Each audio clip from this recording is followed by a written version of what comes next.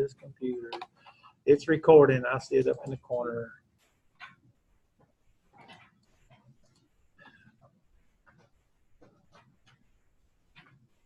You don't want to see me.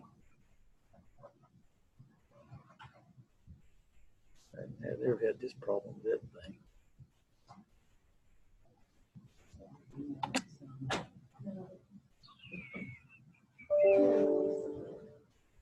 Somebody join us.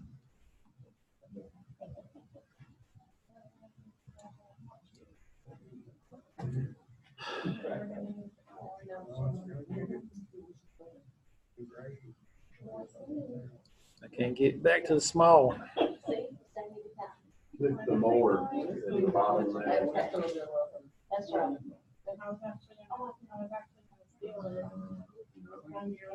We're going to do something else. We're going to go down like that, and we're going to put Zoom on there. Like that, and just like that. Okay, we're all on there. Okay, let's have a word of prayer and we'll begin. Father in heaven, again, we're thankful to Thee for our safe journey to this place. We ask Thy continued blessings upon us, especially as we study this night. And we're thankful for the school. And we pray, Father, Thy blessing upon the my congregation, its eldership, for foresight that they have to have this school so that we can train others to be able to preach and teach the Word. We pray, Father, Thy richest blessings to be upon the students throughout the world that are studying with us. We pray, Father, that much good would come forth from all the efforts. We ask Thou would forgive us of our sins. Ask Thou bless upon each congregation of Thy people throughout the world. In Jesus' name, amen. Okay. Now, get away from there. You won't go anywhere. What we're going to do, since we have this fixed up here, is that this is, you're going to be able to see both, and I don't have, no one has joined the recording yet. And if we have both of them, no, we can't. You can't see this. This is for you, and that's for the people over here. You see is for people online. Okay, so you're going to see basically the same thing. I have a lot of notes on my outline or on my book. I have my book on Kindle, and I've written all over it and all that kind of stuff. And so we'll have some other information, and a lot of information is going to be on here so that you'll be able to see some things like the archaeological type things that we have found over the years, and pictures and statues and things like that to help you kind of identify. The thing that we're going to see in reference to that, as he talks about the fullness of time in Acts 2 and verse 23, we talked about this last week. The word determinate, counsel of God, and so it means appoint, determine, designate, and it's perfect tense, and that tense means by the writer to describe a complete verbal action that occurred in the past, but which produced a state of being or a result that exists in the present in relation to the writer. So the emphasis of the perfect is not the past action so much as it is as the present state of affairs resulting from the past action. So in the fullness of time, when the fullness of time has come, so the fullness of time has come in reference to Jesus coming. And so the God had everything, as we talked about last week, appointed to take place. Now, let me sit back, see if I do that, then that doesn't work.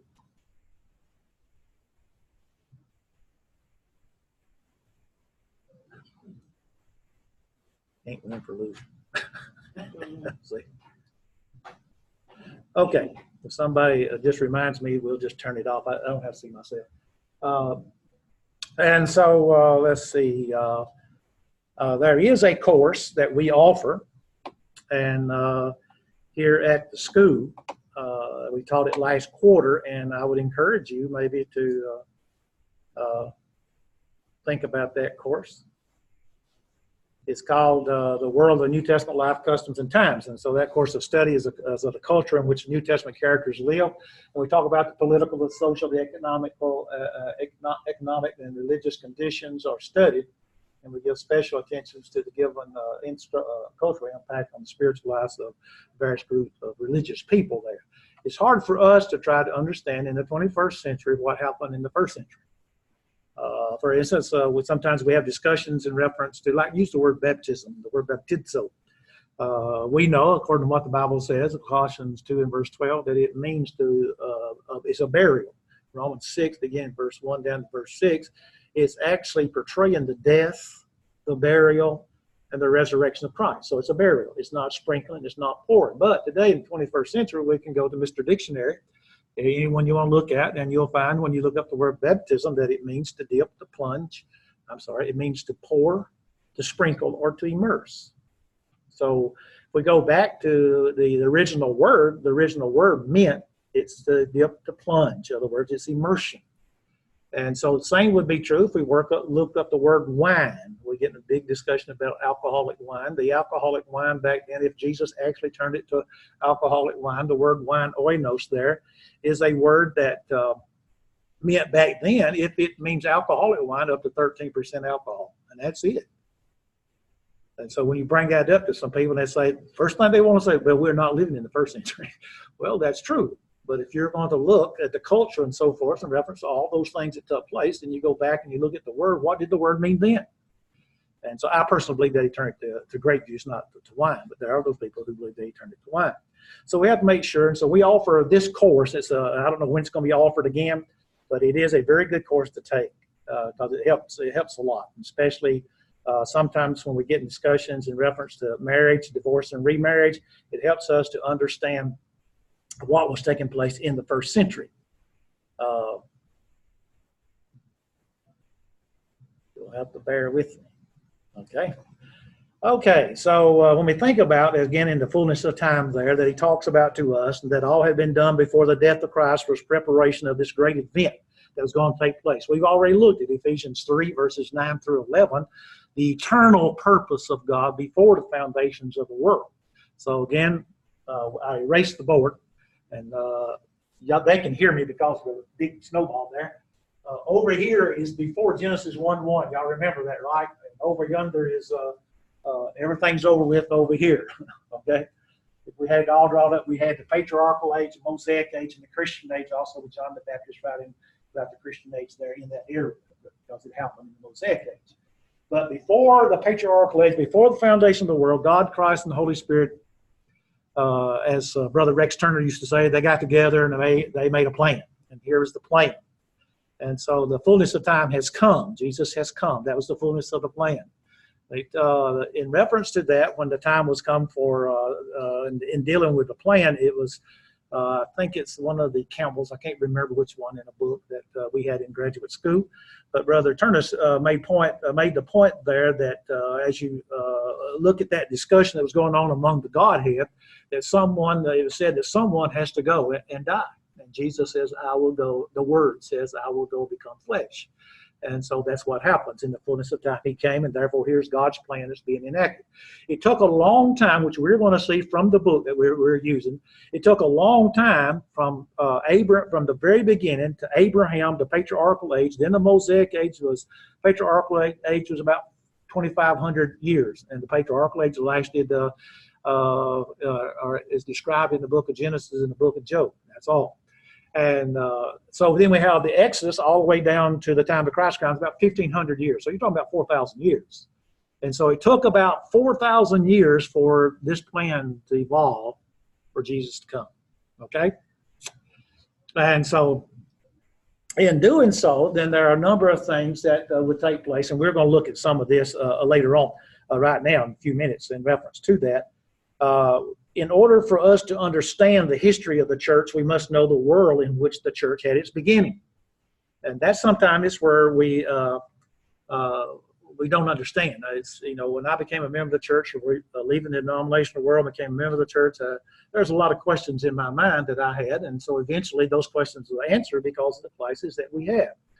And so we find that the social, the philosophical, and the religious movements of the day affected the church from its very beginning. When we sat down and we began to read Matthew, Mark, Luke, and John, and we find that's the life of Christ, there's a lot of things going on. A lot of things with the Roman government, with all the different religious groups, from the Jewish people that are taking place, the Pharisees, the Sadducees, the Essenes, the Herodians, and the Zealots, and probably many others that were just minor that were not involved. And they're not mentioned in that of the Bible. And so we look at all of those and we find that But these things were going on from the very beginning of when Christ came to the earth. And so some of those influences were constructive while others hindered the gospel. Now, one of the biggest problems that we see when we begin to read and study the book of Acts when Jesus came in the gospel accounts, is that Jesus there is trying to get them to go back to what the law said, because the Jews had their traditions. And they were not going to give up their traditions. And the same is as we stop in our day and time and we look at the religious world, people just don't want to give up their traditions. You know, I don't know about you, but we have a tradition in my family where we meet every year for a family reunion. And so we always met in August. Why? Because that's where my mother wanted to have it. Okay. And then not only that, but the second Saturday of every month, we meet and go out to eat as a family. This is 7 of us or 6 of us living now. Well, my mother's gone too. The other 6 of us, we still try to meet. One cannot meet because she's ill. So it's 5 of us that meet we have our traditions.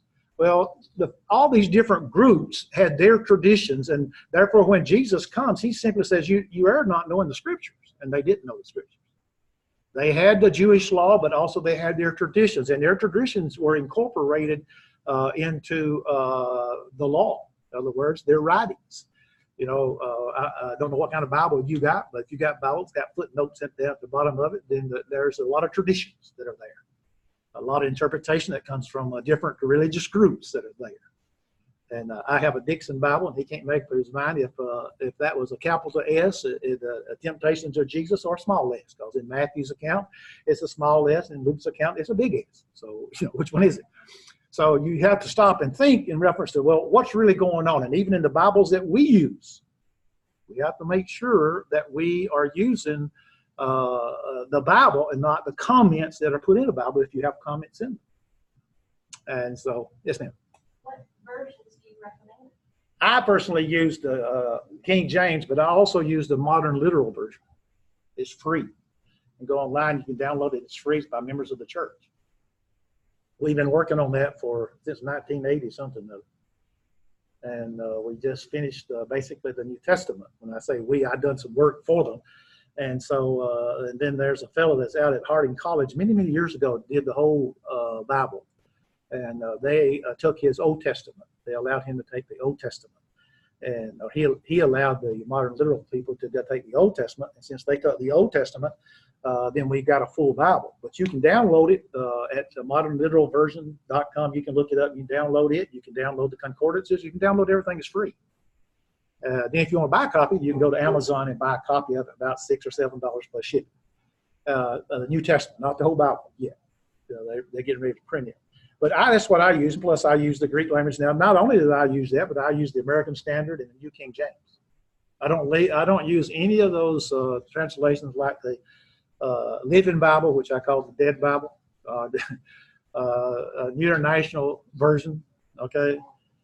Well, the thing of it is, when you get away from the New King James, in other words, you have the King James American Standard, 1901. You have the Revised Version, which is the English, British, American Standard. You have the British 1901. Then you have the American Standard Version. Then you have the New King James. Anything after that is filled with denominational doctrine. So American Standard. Yes, American Standard is probably more literal. It's more literal than the King James. We're going to see, and you're going to see in just a few moments, as we go through some of the things that we're going to get before us, is that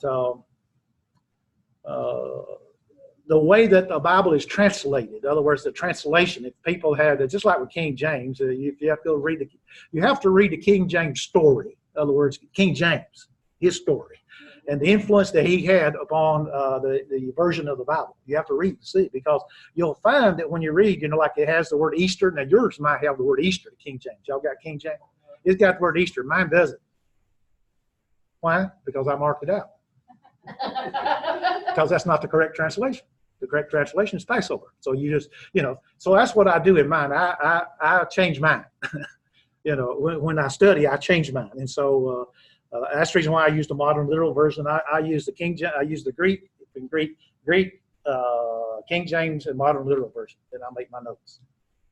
That's the way I do. So we have to know all this background, and you'll see that when you study the Bible that there's a way to say everything.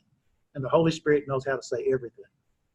Like I told you about that perfect tense, fullness of time. He used a perfect tense. It's completed, but it continues. It's a completed tense.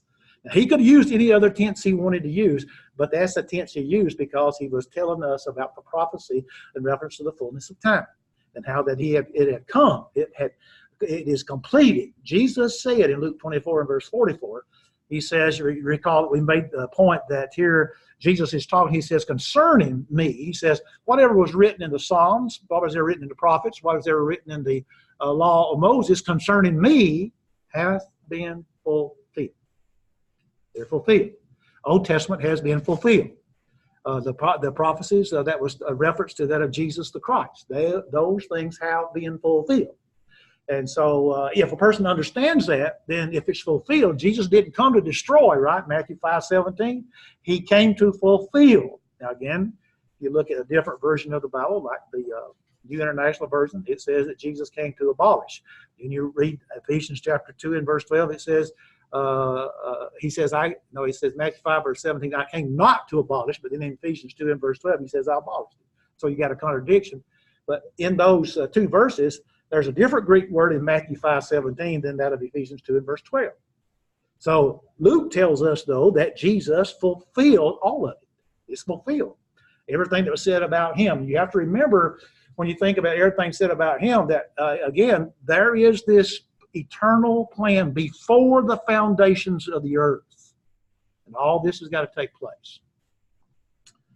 Now, some of the influences, when we think about them, they were constructive, while others hindered the spread of the gospel.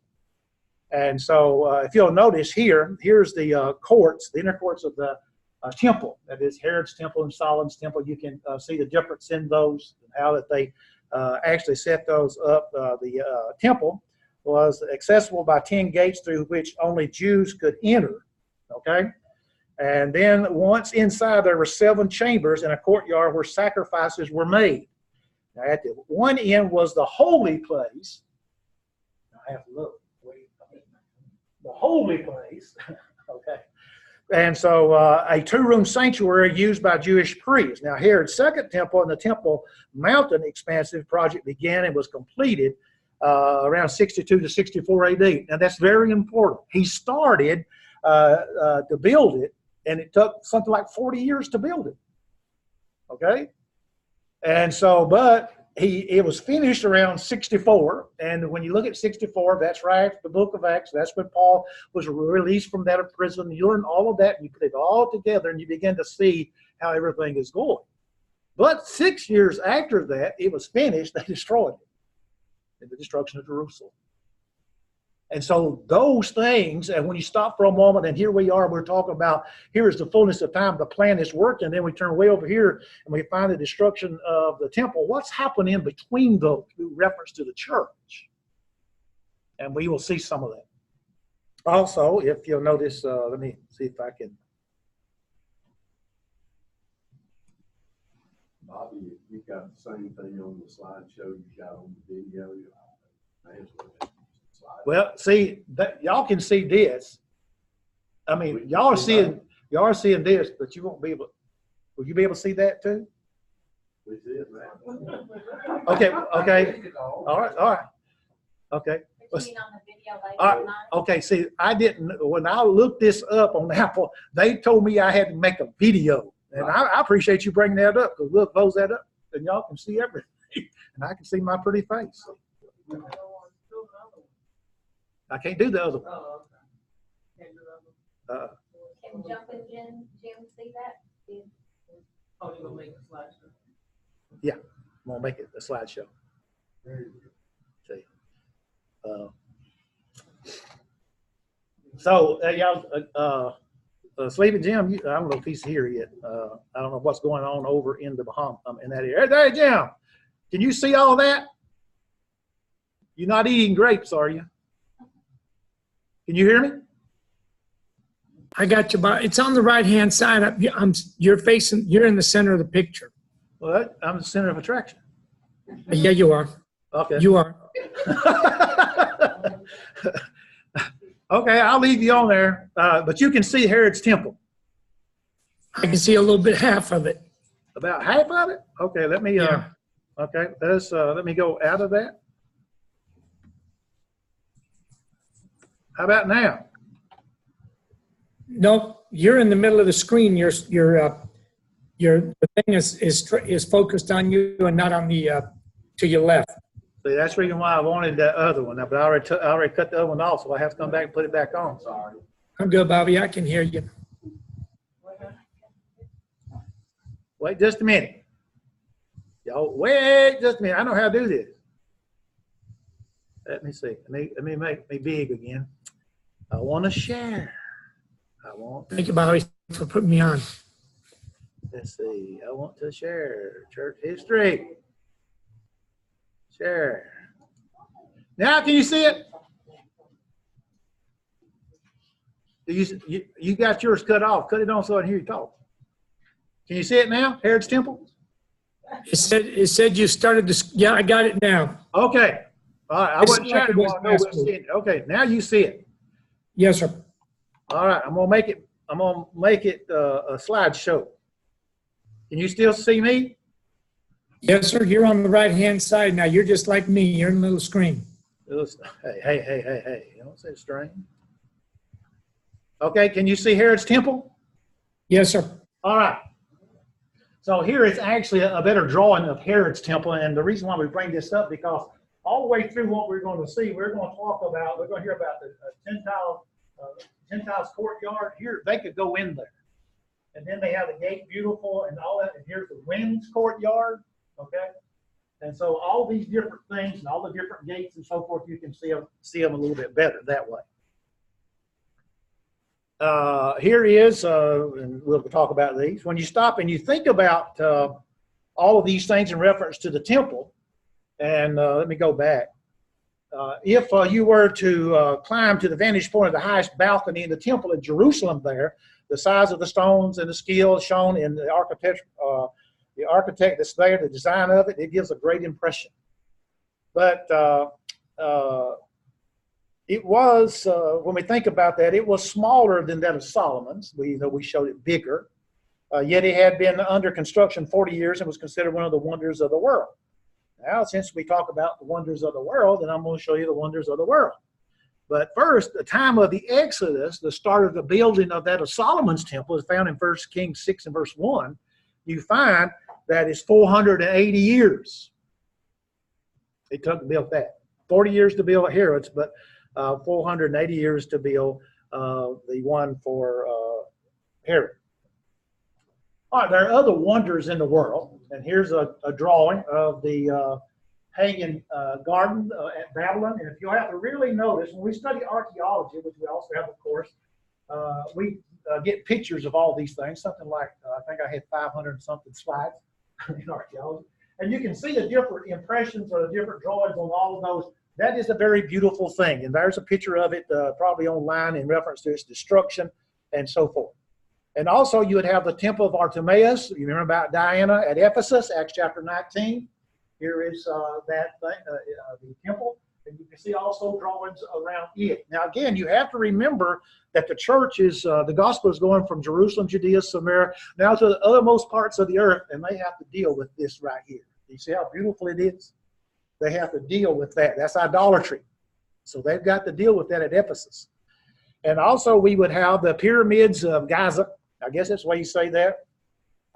That's actually a picture. That's the way it looks. Now, I haven't been there, but that's the way it looks. It may be real old because they have horses instead of automobiles. But you can see there's different views of that online if you ever want to go just look at that. And then you have the Colossus of Rhodes. And you notice there, this is a picture because you can see real people out there. And one fellow sitting there fishing. So. And then you have the Lighthouse of Alexandria. My sister, oldest sister, likes lighthouses. Then you have the Tomb of Mausoleum, at whatever name that is, Holocaust. And you'll notice in the real pictures, you'll notice they're just like we are in reference to Washington. Okay, they got chains all around to keep you away from it. So, and then here's a statue of Zeus at Olympia, and it's important to know some about that, which again we'll talk about. So you have all those different things, the 7 wonders that out of the ancient world that are there. And so when we begin to look at that, we can see basically some of the influences that's going to be upon the church throughout that time. That people are going to leave their culture and they're going to come together with that of other Christians out of other cultures, and they're going to have all kinds of difficulties. Now, we would say, well, you know, if you're just converting Jews, then there wouldn't be any problem. There's a problem. Jesus was resurrected. The Sadducees didn't believe that. So if you converted a Sadducee, then he has to accept the resurrection, and yet since he's accepting the resurrection, what is his family going to do with him? So problem, shunning, yes. And so you have the Jewish people with all their different groups, and then you have the Gentile people with all of their different idols. Now, when we read Acts chapter 17, and Paul says, you know, that you had all these different idols, you even got to the point where if you missed one, that you had one there to the unknown God. When you study the background of all these different people, that is the world of the New Testament, you will understand that even more so. They did have a God for everything that you could think of. A statue. And so just in case they missed one, then they had that one. So then you have the Roman government, and the Roman government is very important because of the way that it's built. So if we were to go westward from the temple 40 miles away around the Mediterranean Sea, the coastline, 1,500 miles beyond the height of its glory was what men call the most powerful city in the world, and it's called Rome. Rome was the center of the world. Now we're going to find, as we study the Bible, like in Colossians 1 and verse 23, that the gospel had gone throughout the whole world. And not only that, but when you read now, Colossians was written around 63, Romans was written 52, 54, so we're talking about maybe say 8 to 10 years later when the book of Colossians was written. But when Paul writes to the church at Rome, he's never been there, but he says they know of you all over the world. How did Paul know that? So we stop and we think, and many things come up in reference to that. The Roman government was in charge of everything. Now, the Jewish people, as long as they were maintaining law and order, and now as long as they submitted themselves unto the government, they could do anything they wanted to do. These people who were governors and mayors or whatever you want to call them, they were given whatever they had, their land, their country, their city, or whatever, they were given, and they were supposed to keep the peace between the Jews and between the Roman people. And if they did not, then they would lose their whatever position. And in some cases, they may be put to death. Okay, it's just according. So you can see the type of tension that was there. I went to Riga, Latvia on a mission trip for 21 days right after Riga, Latvia declared independence from Russia. And while we were there, we were in a big old circle, and there, and we find that here we were, and right across the street from us was the Latvians, and over here, I think I may have told y'all this, that here came in the Russian Navy, and you could just feel the tension. The fellow was watching us, but all of a sudden, he turned to the Russian Navy soldiers, sailors. And so that would be the same type of thing, the tension that would be among that of the Jewish people and the Roman people, because there were guards, there were armies there, and anytime they did anything wrong, there was an uprising. Remember Pilate with Jesus? Uprising. He wanted to please the people. He wanted to keep, the peace. And we especially see that with the Apostle Paul. So you have the Roman government. Now, the reason why Rome is known is because of some other things also. It's just the 7 hills, and you'll see there's more than 7. But here's Jerusalem, and here's all these little hills and so forth that they have around it. And that's important because when you talk about its history and so forth, you'll find also that Jerusalem had some hills or mountains and so forth around them. But it was called the 7 Hills City, and Rome controlled the known world at the time that Jesus was born. They were in control. And so I could call out those names, but I'm not, because they're hard to pronounce. So it actually took 3 months to make the trip to Rome. And so those people at that time were very, wanted to do all they possibly can for that of the people. It's just like when I was in the 60s, I lived on a dirt road. It was a dirt road, and the rain's coming to wash it away. So they cut. Bartow County said, "Hey, I tell you what we're going to do." Mr. Tatum, I think's the name was. He said, "We're going to gravel all them roads." Well, he gravelled all the roads, and when it rained, it washed the gravel away. He said, "Okay, I tell you what we're going to do. We're going to go put tar and gravel down." Well, that was the best thing they ever did. And then he says that eventually we got a Bartow County commissioner that says every road in Bartow County is going to be paved, and it was paved. I think a few years after that, we found one or two little roads that were not paved, but they paved. Well, the Roman people, that is the Roman government, made itself, I mean, it would take, like I said, 3 months to go to Rome, but yet these political geniuses, as they're called, the Roman government, made itself felt in every hamlet in all the different provinces. Because, again, they would send their soldiers there. They would have stations there. I won't say forts, but they'd have grounds for like like we call Fort Benning and so forth. They'd have a place where they would stay, and they had their own little community within the city and so forth, or within that province. And Palestine was no exception to that. And we know that because we read about the different guards and so forth, especially during the time that Jesus is arrested when he was going to be crucified. And so they had occupation soldiers, and what occupation soldiers that were there, but not only were they there, but we would find that there were tax collectors also there, and they ever reminded the Jews that they were a subject people. Now, they were subject to the Roman government, but they were free. They were basically free to just do anything they wanted, as long as, they obeyed the Roman law. And the Roman law was pretty good for them. They could obey their laws. They could not bind their laws upon that of the Roman government, but now the Roman government could bind their laws upon them. And so the presence of those soldiers, the presence of tax collectors, a man by the name of Augustus Caesar was a Roman statesman, a military leader who was first emperor of the Roman Empire, controlling Emperor Rome from 27 BC until his death in AD 14. When you stop and think about that, then Jesus was 16 to 18 years old at that time when he died. Julius Caesar, as the dictator of the Roman Republic, was the predecessor, and the successor was Tiberius. And so he tells us his name there. He tells us his birthday, how that. But that's how he looked. And I know y'all seeing that little baby sitting there on his right leg. I know y'all asking what's he doing, right? Well, I really don't remember. That was the picture. When I got the picture, I said, "You watch and see." Somebody's going to say, "What's going on with him?" But I don't remember. When I took archaeology, we talked some about that. But it's interesting to notice these Caesars, because later on, we're going to find that they had Caesar worship. They had to worship these people. And that caused a lot of problems. And because the Christian did not, you remember about Daniel? Okay, similar in reference to Caesars. If you didn't bow before them, they would take your life, so forth. So Augustus Caesar instituted a policy of non-intervention in the interests of the empire. So it took very little to stir a spirit of rebellion in a freedom-loving, chosen people of God. The Jewish people didn't get along with themselves, Pharisees, Sadducees. You can see it all the time.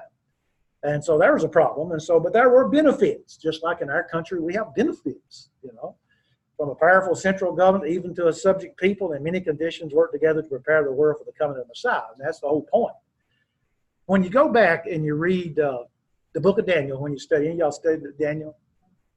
When you studied about Daniel, you studied about, the beginning of the synagogues, right? Then eventually they had the coordinated Greek language. Everybody spoke the same language. A lot of things were the way that God wanted it to be. In other words, if there's only one language, guess what? One language all the way back to the Tower of Babel, right? Genesis 11. So now you got everybody understanding one language. Everybody. Coordinated Greek language. So now the gospel can be preached in one language, but on the day of Pentecost, they heard them speak in their own language, on their own dialects. Whatever dialect they used, they heard them speak in that. So they knew it was a miraculous thing that was taking place. And so there is a way that as we stop and that all this preparation is actually taking place. So they had their civil wars and so forth that broke out over time and time again. Now, the opening of the world to trade and travel was another benefit that helped the empire. And again, we have to realize they're the very center, like someone said one time about Atlanta, Georgia. There's one thing about it: when you die, you got to go through Atlanta to get to heaven or hell. So, I guess it's called the big airport there. I don't know. But Rome, if you wanted to sell something and you lived in Antioch or any other place, you had to get it to Rome to get it anywhere else. Now, it's really amazing when you go back and study American history. Now, I'm not talking about Columbus. I'm talking about prior to Columbus. Okay? This book, called Traces of the Kingdom, is written by Keith Seston. He's a member of the church. And he was over in England, as I said before, and he just done some research for somebody, got interested, and he began to trace everything. And he talks about how that there were people in America before Columbus ever came here. And you can stop for a moment and think, how in the world did the Indians, as we call them, how in the world did they have all these different things that they had? Well, again, Rome was the center of everything. You had something to sell, you sent it there, and they shipped it out everywhere they found. And you can just imagine, if you own a shipping company, you can say, well, there we see far off where there's an island, maybe some people there, we may be able to sell something over there. So, and they just went further and further. And so there were different people that had already got into the American area before Columbus ever came, according to what Mr. Brother Sessom says. So the trade and the travel was a benefit that conferred by the empire. Never before in the history of the world had the nations been brought to so near to each other. Not only was there universal law, Rome was in charge. There was also a unity of mankind that had not been known before. Again, you just stop for a moment and think. Roman law was there, but if you lived in Palestine, you still had your kind of laws, local laws, so just like we do in America. That's what makes America great. Everybody doesn't have Georgia law and all that. I mean, everybody doesn't have the same laws we do. And so you have to be very careful. You move to another place, I moved to Alabama, went across the river in Alabama. We call it Egypt, but we went over there anyway. And when I got over there, I was driving around in my car, and I went and got my Alabama driver's license, and I was just driving, and the fellow stopped me. He said, "Hey, I see your driver's license." I showed it to him. He says, "You got a Georgia tag?" And I said, "Well, that's my home. I said, "I have a permanent address there." He says, "Not if you got an Alabama license." So I had to go get a tag. If I kept my Georgia license, I wouldn't have to do that. But, so there are laws, and we have to obey those laws, and that's what happened there. But basically, there was a common universal law. So having this, they had coins as money, and it began to spread. They had free trade, commerce flourished. Excellent roads were built. I wish I had thought about putting a picture up there of the roads. You can find those online too, of the roads that were there. The prosperity would not continue very long, and there's reasons for that. And we are supposed to learn from history, and it seems like we would. Sometimes we don't. The government had within it the seed of its own destruction. They were going to be destroyed because of what was within. And I think it was Khrushchev, wasn't it, said that he'll destroy America from within without firing a shot because it spread from within. And so that's an idea in reference that took place in Rome. Now, slavery was the basis of this material and industrial empire. The system degraded forced labor, rendered free labor disgraceful and unprofitable. The extravagance of the emperors and the imperial administration wasted the wealth of the world with such in rapid ways that it resulted in a system of taxation or burdensome, oppressive, and final destructive that brought the empire to ruin. Taxes were two kinds. They had the annual tax, like IRS, but levied upon the entire community, was collected by the city council and constituted a guaranteed annual tax. Guaranteed. The city council would even use every means to collect these taxes, as otherwise they were held responsible. So therefore, by collecting these taxes, it caused a big problem. Because there was also what they call the direct taxes, which were sold to the highest bidder.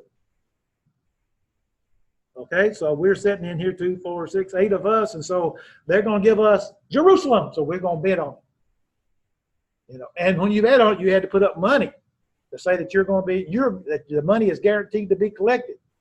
And what were those people called?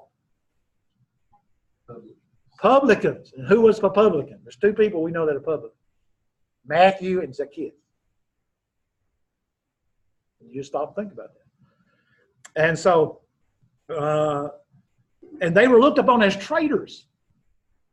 But Matthew was chosen to be an apostle. Now, not all of them. I kind of gathered that not all of them were that way. Matthew of Calpurnia was a tax collector, and Zacchaeus at Jericho. And so they worked for the Roman government, and they oppressed their own race, the Jews. Now, not all of them were that way. Because I think when you read about Matthew, when you read about Zacchaeus, we see the difference in that. Because they weren't that way. They weren't oppressive. They had to collect the money. Because if not, then they were responsible to collect the money. And so they would be violating the law. And so they had to collect the money. So you can see that there's a way that they were going to deteriorate because of some of the laws that they had. And because they had to pay for all that stuff that they were wasting.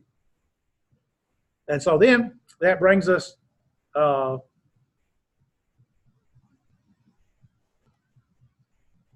okay, to the social order. I missed the side there.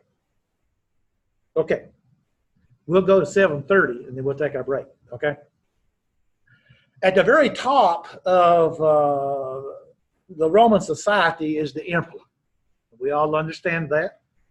And then came the senators, the knights, the citizens, the provinces where people were in charge of those, the freeborn people, freeborn like Paul.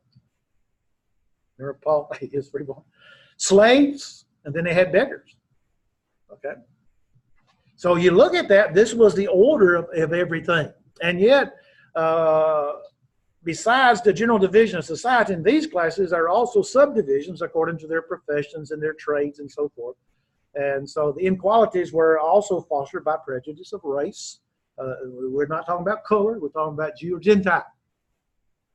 Were you a Jew or were you a Gentile? Okay, because the Ethiopian was a Jewish person, or either he was a Gentile convert, and he was of dark skin. And because that's the Ethiopians. You go back and look at them. And so we're not talking about color, skin color of eyes, or color of hair. We're talking about whether you're a Jew or Gentile. And when we read, as the gospel goes in the book of Acts from Jerusalem, Judea, Samaria to the uttermost parts of the earth, we see some troubling times. Then when we begin to read Romans to the book of Revelations written to Christian people, we see what's going on within the congregations, and we see that prejudice between the Jews and the Gentiles.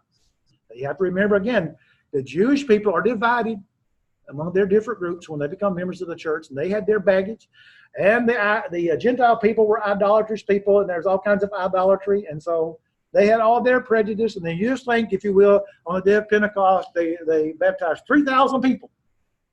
Now, I don't know if they're all Pharisees, Sadducees, Herodians, Zealots, or Essenes. I don't know. But can you imagine putting 3,000 people from those different 5 groups and some offsprings into one place and say, look, you got to get along. Then you turn to Acts chapter 6, and what do you find? A problem. The Jewish women, widows outside of Jerusalem were not being taken care of.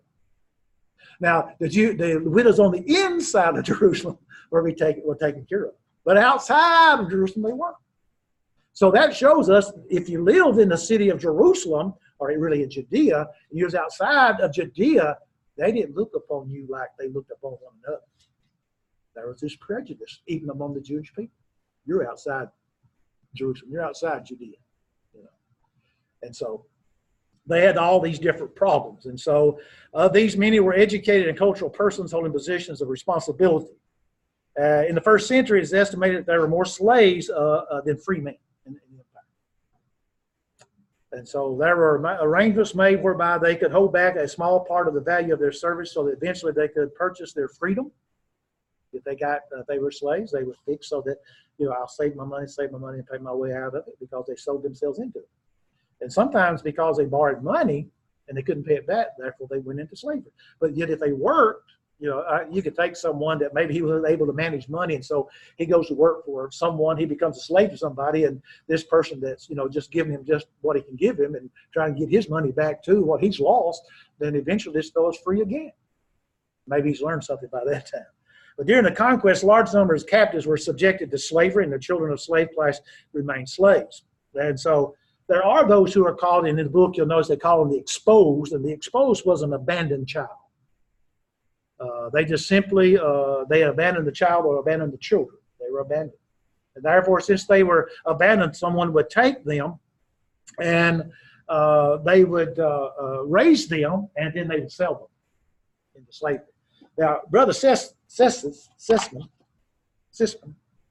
on page 33 of his book, and I'm reading this book not for this class, but for the next one, number 2.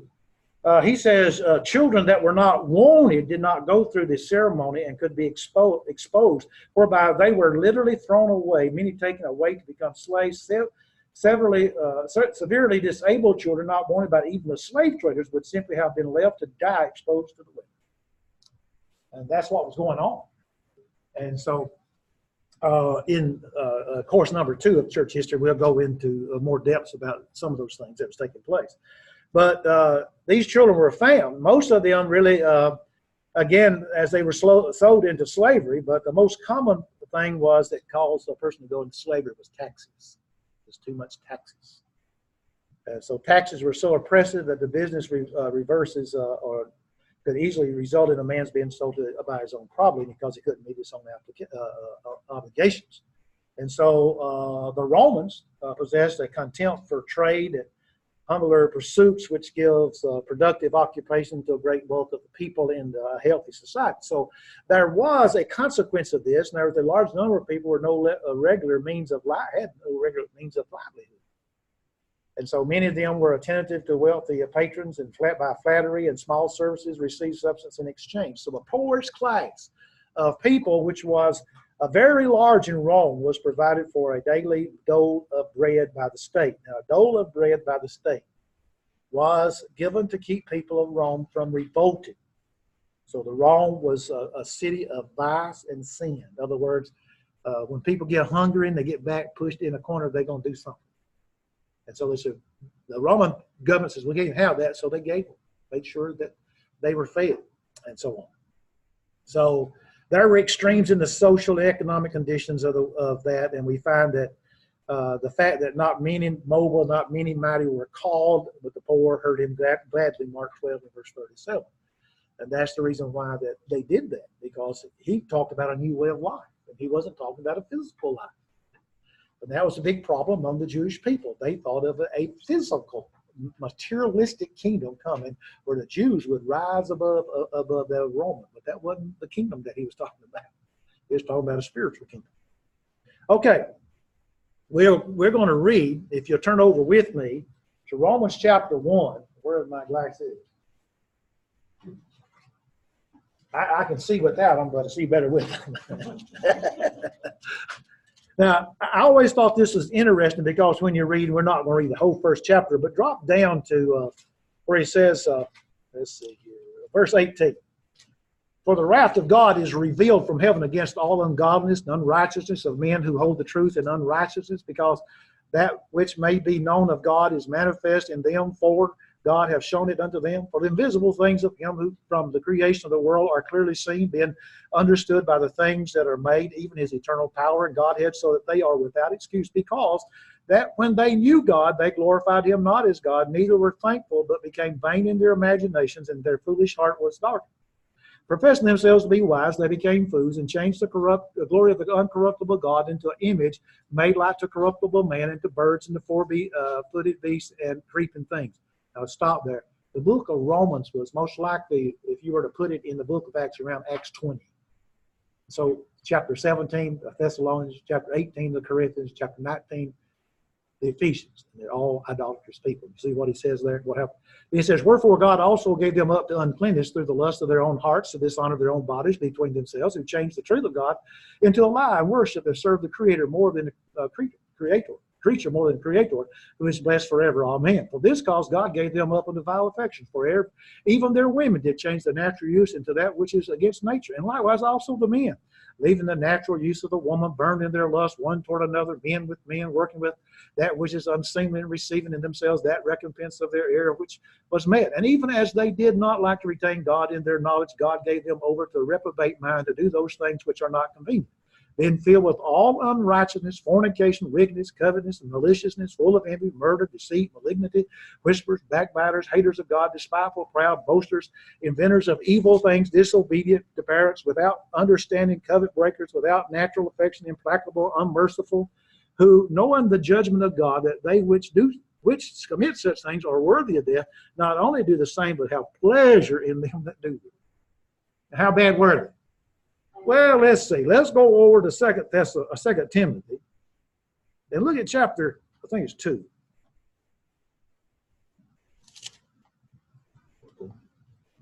I say 2 Timothy, right? Chapter 2.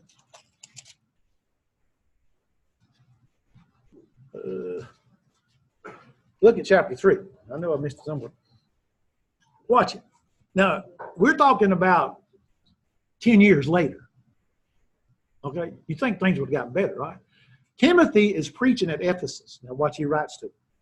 This know also that in the last days perilous times shall come. For men shall be lovers of their own selves, covetous, boasters, proud, blasphemers, disobedient to parents, unthankful, unholy, without natural affection, truce breakers, false accusers, incontinent, fierce, despisers of those that are good, traitors, heady, high-minded, lovers of pleasure more than lovers of God, having a form of godliness, but denying the power thereof. From such turn away. For of this sort are they which creep in the houses and lead captive city women, laden with sin, led away with divers lusts, ever learning, never come to the knowledge of the truth.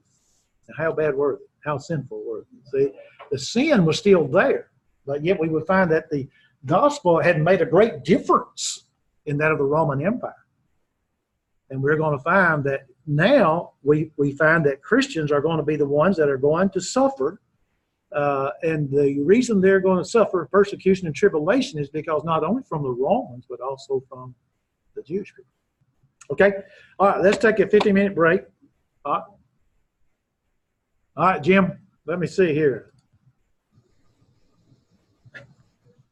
See what? Y'all don't want to take a break? Well, I'm trying to get my thing up there so I can, there it is.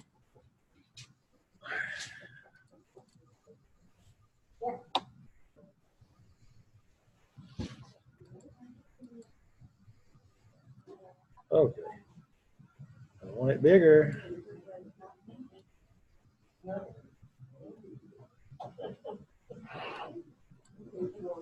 All right.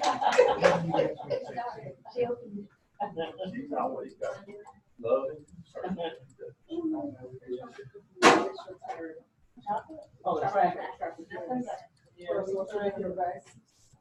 Hey, Bobby. Yeah. How's Patty doing? She did have a heart attack. They're going to do quadruple. Let me do this right here. So I'm trying to get my thing here so I can cut off the recorder, and I can't get it to do. Oh, there it is. There's the reason why. Pause, resume recording. Gotcha. You're on. Well, but you don't see anything, do you? I see you, and I see the slides.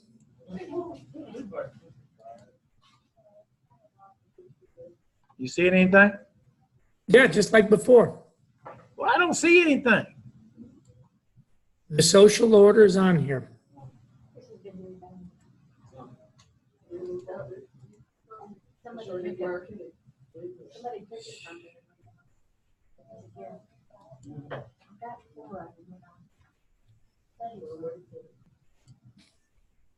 Well, I tell you what, I got a lot to learn on this thing.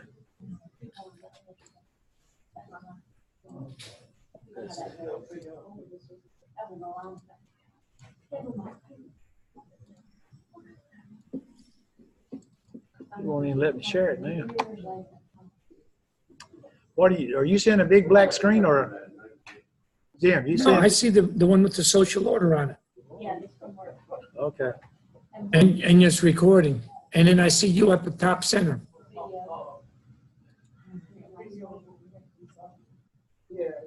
Okay. How you see it now? Now it's just you. Now you're in All the. right, let me share it. Boy, it's something else. Oh, I didn't write it. Is it on there? It says Bobby Gayton has started screen sharing. I'm sorry? I see your computer, your Back up menu right now. to the full screen before. Back Yeah. up is a slide. I don't know why it done that. I just paused it.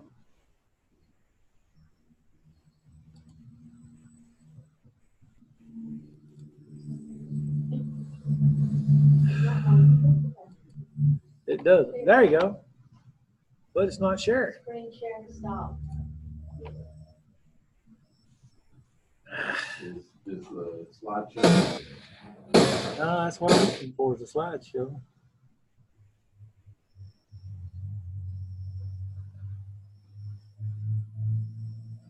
I think you may have shut it down.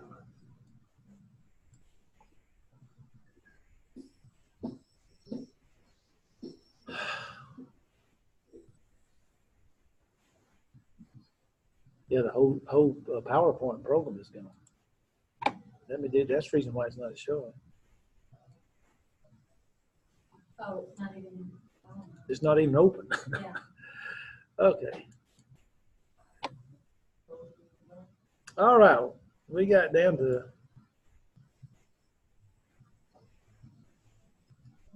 Now look at that. It opened it twice. No, it didn't.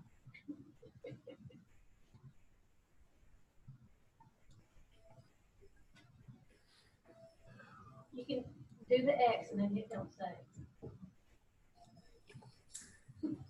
Hold that up. On top of the title bar.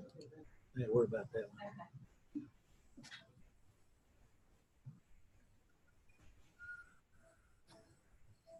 All right, we should be coming. You see it? Do you see it now? Do you hear me now?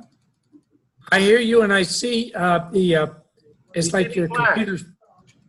I don't see any slides yet.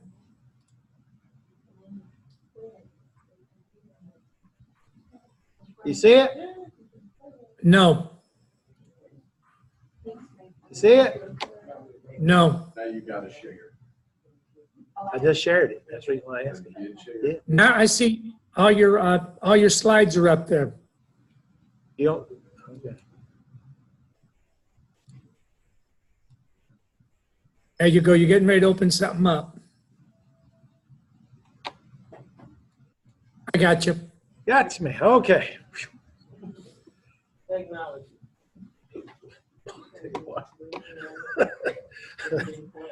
Okay. So we read about the, did I hit record? Yeah. Yes, sir, you're recording. We recorded all that mess too, so y'all have to just push it out if you're going to see it. Okay, now the reason we put this up there, which you're going to see in just a little while, in reference to how that the Roman government is set up. Some of the things that we learn in reference to the Roman government is that the first marriage was usually arranged by the parents. Got to move my thing away from there. Table's not big enough. Was arranged by the parents, and with the young people being unacquainted. You know, maybe that's what we need today. But the marriage was a civil contract and could be dissolved at the pleasure of either party. Okay, now I want you to get that because that's in the Roman code. Now the Jewish law said what? Only the man could put away the woman. The woman couldn't put away the man. So here you are. You have the Romans and you have the Jews, and there's a big problem with that because the Roman people are coming into the church, but they still want to hold on to some of that culture. Okay, so divorce became so commonplace that things were said about it. Now, here's the reason why we look at the way that the hierarchy of the Roman government. Here's the Roman Catholic Church. You see how that you have somebody in charge. We had the emperor, senators, and so forth. Then you have the pope, the cardinal, archbishop. And if I had to, for instance, the Catholic clergy is organized in a strict, sometimes overlapping hierarchy. The pope's the head of the church. Cardinals are appointed by the Pope, 178 cardinals worldwide, including 13 of the United States, archbishops. I don't know how many they are. There's 45 of the United States, bishops, 290 bishops, 194 head dioceses. You have ordained priests everywhere. You have deacons. Deacon is basically was a person who was studying in the seminar or cemetery. Cemetery.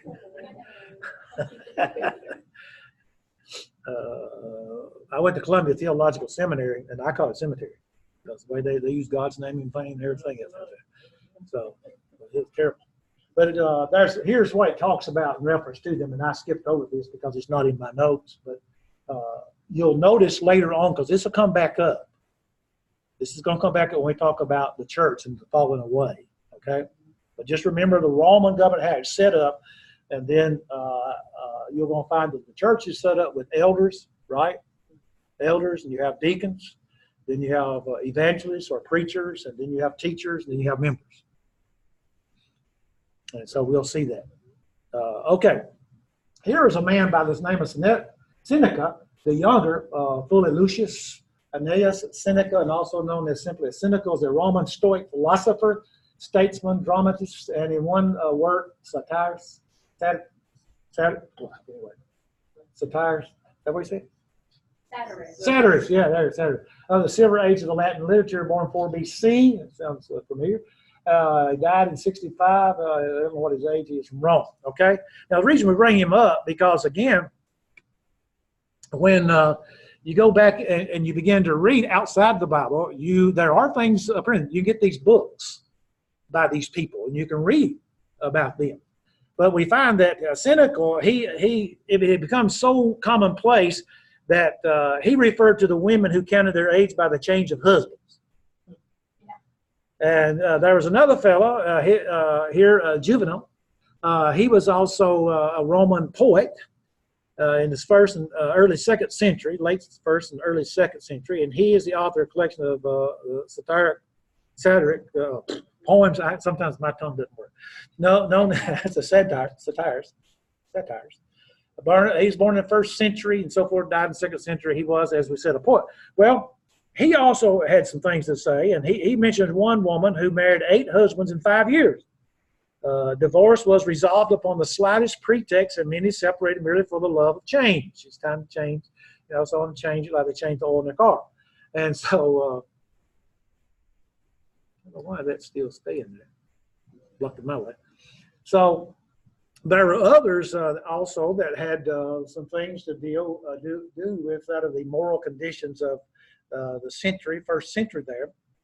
The idea of life being sacred in itself was quite foreign to the Romans and the Roman mind.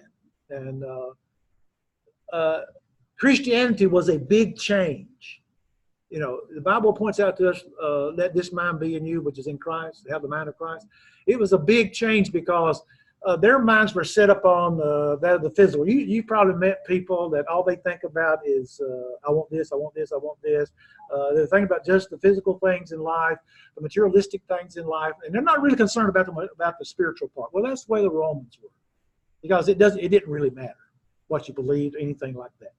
Which we see some of their gods will understand some of the things that was going on, the religions that was going on, we'll understand even more about that. But we would find that abortion was not discouraged by law, was very extensively practiced. It was apparently and really understood and a regular part of that of physician's practice. It was just like another disease. And so the destruction of a newborn infant was common. A sickly or deformed child was drowned at birth, and the fate of the normal child was solely in the hands of the father. Mother didn't have a say-so. And so the exposure of girl babies was common enough that they were professionalists who gathered them up and reared them until they were sold into slavery. Now, not just into slavery, but also in sexual slavery. And we find that during that time, suicide was considered an open door through which a man might escape the woes of life at any time that he had a perfect right to avail himself of it. And so when we think about that, we'll see some of their gods. Pliny, which we'll see something in a moment about him, Trajan is first. Pliny took upon death as one of the best gifts given to man by which a man could remove himself from his miseries. after the working. Yeah, there you go. Seneca congratulates the human race on this liberty, which is in the reach of all. And so that was their historians and their poets. So this may explain some what the lack of abhorrence of felt concerning the tremendous loss of life suffered in their gladiator combats in the name of sport. How many of y'all have ever watched the movies like Caesar and all of those types of things? When I was growing up, man, they had those things about every 3 months or so. You'd go to the movie and you could see all this, and we'd watch them, Hercules and in those gladiator things, and but that wasn't anything to them. I mean, it was life. Somebody's life was going to be taken, but it didn't mean anything. And so, again, it helps us to realize that about the way that the mindset of those people. At Rome, one of the main amusements was the spectacle of human bloodshed. The combat of armed men were varied by every kind of fantastic devices designed to appeal to the spectators' love of novelty and a constant craving for some new excitement. And so the life of the vanquished gladiator depended upon the wishes of the spectators. Now, the number of the participants were greatly increased under the reign of this man, Trajan. Now, he was the emperor from 98 to 117 after Domitian. And but he was born September the 18th, 53, so if he was still alive, a few days would be his birthday. But you can see the time. He was remembered as a successful soldier, emperor who presided over the greatest military expansion in Roman history, leading the empire to attain its maximum territory extent by the time of his death. So by 117, they've gotten as far as they could go. Now again, remembering back in AD 70, the Romans destroyed the temple. And so the Jews were they were already dispersed, but they're dispersed more. And so now they're continuously moving further and further into other parts of our world. The combat, as you looked at that, and these games that they played, such morbid cravings for bloodshed was unimposed by pagan religion. Now, again, pagan religion. But what about Judaism? See, then you have Christianity. But even among the Jewish people, they didn't look at this idea. Now, they understood that God intended for them, they had their rules and their regulations and the rules that was given that would guide them in reference to dealing with people who broke the law. If you did something on Sabbath, they'd stone you to death, things of that sort. They had their own laws. But such as this was morbid to them. The Stoicism, which is emphasis upon a brotherhood of man, seemed unaware of any opposition to its philosophy by wanting the destruction of human life. So it took the moral power of the gospel to Christ to check such inhumanity. And so after hearing the ideas of Christ, the contrast was so great that many immediately recognized a fulfillment of the inward desires for a better day and accepted the new thing. It's amazing because when you read, and I'll give you some statistics in a little while, when you read the book of Acts, how did you find multitudes obeying the gospel? Because it was different. There was hope there, and there was the idea of clearing one's mind for all of the tragedies and all the sinful things that they had done by their obedience to the gospel. The philosophy asserts that virtue such as wisdom, as happiness and judgment shall be based on behavior rather than words, and so that we don't control and cannot rely on external events, only ourselves and our responses. And that's Stoicism. Stoicism had just a few central teachings. It sets out to remind us of how unpredictable the world can be and how brief our moment of life is. And so how to be steadfast and strong and in control of yourself. That sounds pretty good. And finally, that the source of our dissatisfaction lies in our impulsive dependence on our reflexive senses rather than logic, they say. And so that was the Stoics and what they believed. Well, okay, Bobby. There you go. I was talking about Stoicism. And so Stoicism doesn't concern itself with complicated theories about the world, but with helping us overcome destructive emotions and act on what can be acted upon. It's built for action, not endless debate. And we'll find that the Stoics are brought up by the Apostle Paul. When it comes down to that of religion, in reference to that of Rome. The Roman Empire expanded to include different peoples and cultures. In principle, Rome followed the inclusionist policies that had recognized Latin and Etruscan, is that what you say that? Etruscan? And other Italian peoples, cults, and deities as Roman. In other words, they just brought everybody in and you're all Romans. Okay, so the religions of the Roman Empire were varied. And so as the masses of the population were illiterate, the imaginations of pagan superstition and the idolatry were generally accepted. They just accepted it. And so I don't know, I mean, I keep wanting to think about the people at Thessalonica, why they make that altar. And the more that you read and study about them is that simply they wanted to please everybody. They wanted to have a God for everybody. So they wanted everybody to have something. And so after Alexander had united, as Alexander the Great, the East and the West, the free flow of ideas brought into the Western world, the ancient religions of Persia and Egypt. And so these mystery religions, which we'll look at some of them, were readily accepted and when added to the Greek mythology. How many of y'all studied mythology? And the Roman people, the state of the Romans, and so we find that presented a wide choice of religious experiences. And so, unlike religions of today, these cults were not mutually exclusive, and adherence to one did not imply hostility to the others. And so, the mystery religions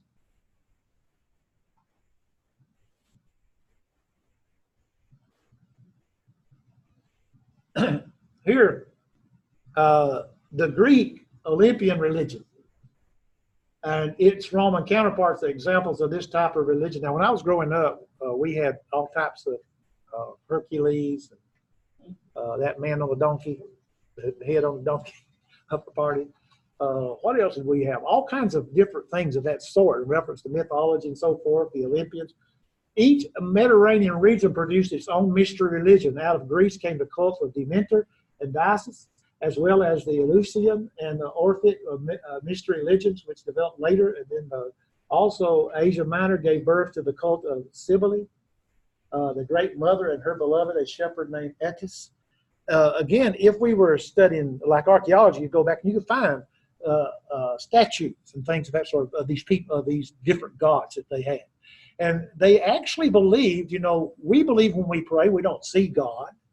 But we believe that God moves and that we look at things after it happens, that through God's providence, these things take place. Well, they believe basically the same thing about them statues. Yeah. They just had that type of feeling, you know, well, I got this God of vegetation. I got to go out there and pray to him because it hadn't rained in sometimes. And so they get the rain. So they said the God of vegetation moved the clouds or something and everything like that. They had all kinds of different things that they believed in. And so during the first century, many of the Romans, due to their pessimism and despair and insecurity of excellence or existence, felt that the world was essentially evil and real life was possible beyond death if the right secret could be found. The right secret could be found. So the mystery religions claimed to provide this secret. And so they claimed a person could gain salvation and access to God with a big G through certain secret ceremonies and mysterious rites. Now, my question would be, how did they know about the true big capital God, G, God? And so the candidates were prepared psychologically to feel emotional excitement, which was interpreted to be a transformational realization of achievement. And these experiences were very similar to the emotional experiences that some religious bodies today attribute to the Holy Spirit. And on the exact method of imitation, very little seems to be clear in reference to some of those. We know it took many forms and consisted of various ascetic practices. That is the idea of self-denial. You have to deny yourself. And often these ceremonies required some time to be completed. And so the outward ceremonies consisted of bathing and fasting, animal sacrifices, midnight processions designed to produce a state of excitement and ecstasy. Even drugs, intoxication, and whirling dances were employed at the time to induce the soul to leave the body and to temporarily unite with the universal spirit. Now, again, when you go back and you look at some of these mysterious religions, you'll find that there are groups today that have some of those. You ever seen this? Zoroastrianism, or more natively. Now, if I were to do that, what do y'all see? Mazda. That's a car. Mazda. That's Mazda. Yasna.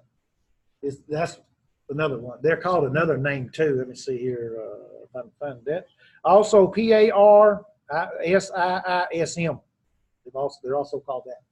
But it's one of the oldest religions, which is monotheistic, means believes in one God and having a single creator God.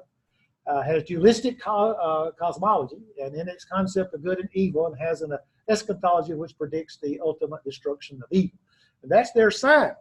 Now, you say, why that sign? Well, the head is a symbol of man and the wisdom of age. The hand, you see there, is a reason for heaven and higher ideas. The ring, loyalty and faithfulness. The circle, immortal soul images, and so on and so on. There is only one path in the world, and that is the path of truth. And so that's an explanation of their symbol. And so I like that. 3 rows wing feather give flight to the soul. 3 rows of tail feather give way to chaos and more. So, it's interesting to go back and look at some of those things. But Zoroastrianism is the religion, as we said. He was a Persian philosopher. It goes back 500 years before Christ in the land of Persia, Darius. It encompasses the idea of an old wise God and angelic beings associated with him, and in opposition to that, a good. And a good God was a devil or evil spirit who carried on a ceaseless war against a good God of light and God of goodness. So you had this, Now, you stop and think about that. And in some sense, as we stop and think about some of that in the religion, in Christianity, our flesh fights against the spirit, and our spirit fights against the flesh. Romans chapter 7 and chapter 8. You have that babble that's going on. Galatians chapter 5. The works of the flesh are, the fruit of the spirit is. The fleshly part of our body and the spiritual part of our body are fighting. Well, they had some type of belief. Now, in Zoroastrianism, Ahura, A-H-U-R-A, Mazda, and Angra, A-N-G-R-A, Mania, are commonly construed as 2 gods or powers that are equal and opposite, identical in every aspect except that Ahura Mazda is depicted all good and Agra Manu is depicted as evil. Now, they spell their names different. I mentioned a while ago as one long name, but some of them have them divided up like Ahura, A-H-U-R-A, then Mazda. And so Zoroastrianism believes the good spirit will eventually triumph, but they balance each other out in every respect. See, like we would say, everything works together for good for them that love the Lord, right? Who are the ones that love the Lord? The one that obey Him. So the one who obeys. So in support of this, there is an inscription of Darius the Mede in the book of Daniel, in reference to that of giving Ahura Mazda, the Zoroastrian doctrine, God credit for bringing him help because I have ruled according to righteousness, he said. So it was believed men would be punished after death for their sins, and there was also an idea that there would be a series of 3 saviors 1,000 years apart, and each one would be born of a virgin. That's what they believed. Now again, those were a group of people that was among the people when Christianity began. You getting a picture of what's going on I'm sorry, I should have done that. Now, Mithraism was a rival to that of Christianity.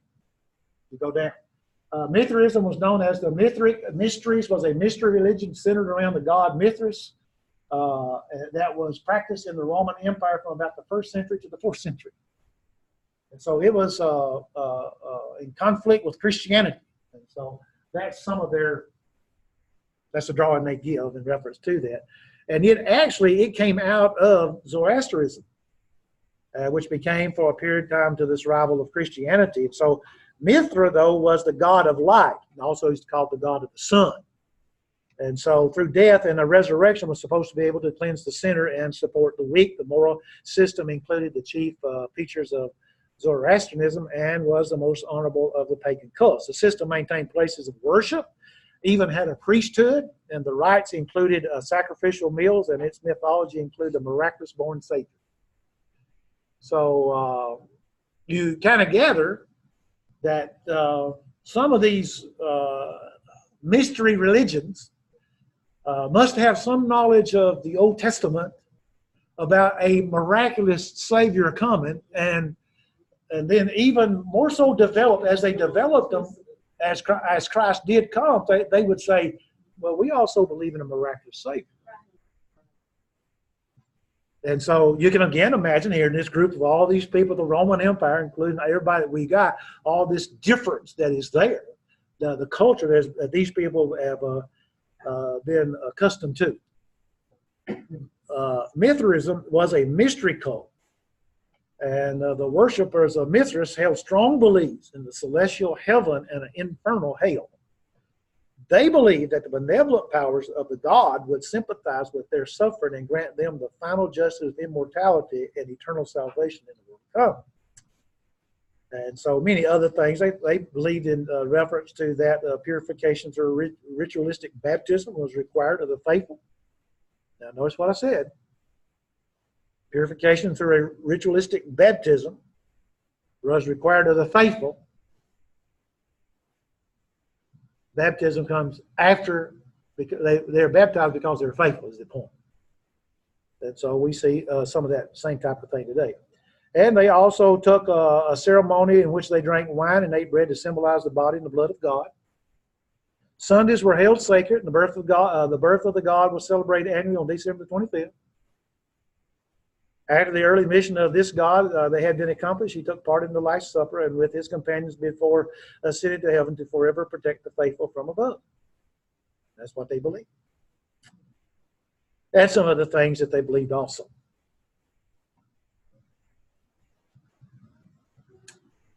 In the book, let me see here. Let me go all the way down. Yeah. In the book, he lists these, and we're going to go through those in just a few moments. But when we look at an obvious characteristic of the Roman life, that is the people who lived in there, we find the pagan superstition, the idolatry pervaded all conduct.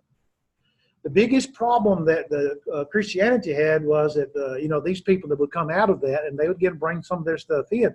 But then once they were converted from their idolatry and all that type of thing, and you had the Jewish people being converted from that of the law of Moses, that is Exodus to the book of Malachi, and then you put those two groups of people together, the Jewish people, because they were looked favorably upon by the Romans, and the Christian people were looked upon by the Roman people as a different sect of Judaism.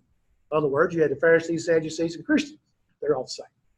That's what they were looking at. And so when Paul would go in, as I always said, Paul started either a revival or a riot when he went to. So when he went into, we'll say, Thessalonica, he caused a riot because he had to leave. Well, the uproar. Well, Rome looked upon Christianity as being part of Judaism, therefore the Jews are supposed to be in control of that.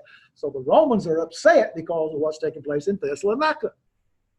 And so persecution was placed upon the Christians by the Romans and the Jewish people, Judaism. That was the biggest problem that they had. And so the worship of gods could not bring personal satisfaction or moral improvement, so the average Roman looked for some deliverer to bring peace and happiness.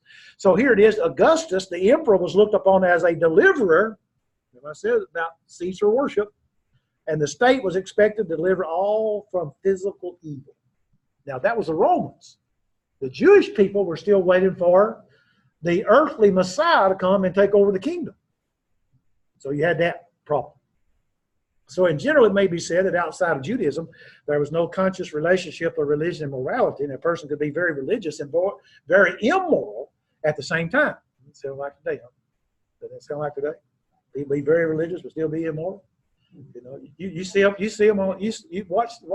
Y'all hurry home tonight and watch the NFL, and you'll see a fellow most likely he's going to kick the ball and he's going to lay out some words, and all of a sudden he's going to catch a touchdown. He's going to say, acting all that cussing and anger and all that kind of stuff.